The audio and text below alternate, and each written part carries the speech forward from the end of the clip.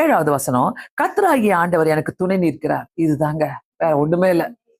என்ன நடந்தாலும், எப்படி பார்த்தாலும், என்ன சூழ்நிலைகள் வந்தாலும் சொல்லுங்க, கர்த்தராகிய ஆண்டவர் எனக்கு துணை நிற்கிறார். கர்த்தராகிய ஆண்டவர் எனக்கு துணை நிற்கிறார்.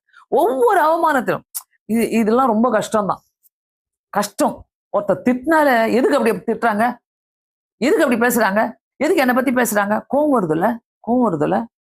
ஆனா நான் சொல்றேன், இந்த இடத்துல இந்த 40 நாள்ல உபவாசம் இருந்தால, இவ்வளவு கூட நம்ம கத்துக்கலனாக்கா பிரயோஜனமே இல்லை. அந்த உபவாசம்லாம், அந்த கோவத்தை நம்மளை திட்டும் போது, நம்மளை பத்தி கதை கட்டும் போது, நம்ம பெருசா உனக்கு காட்டிக்கணும்னு அவசியமே இல்லை.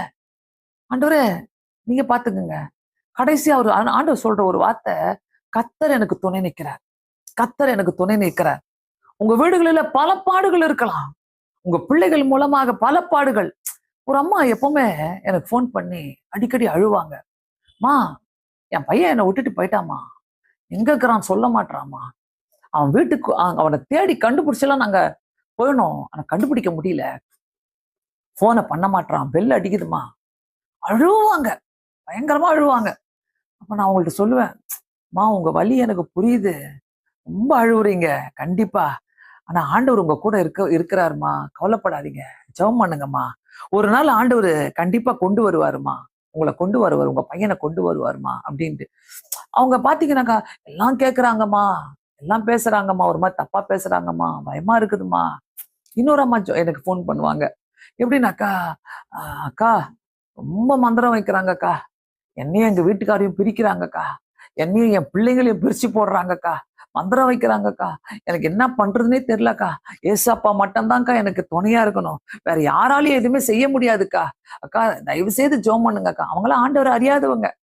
இப்படி எல்லாம் பேசும்போது ரொம்ப கஷ்டமா இருக்கும்.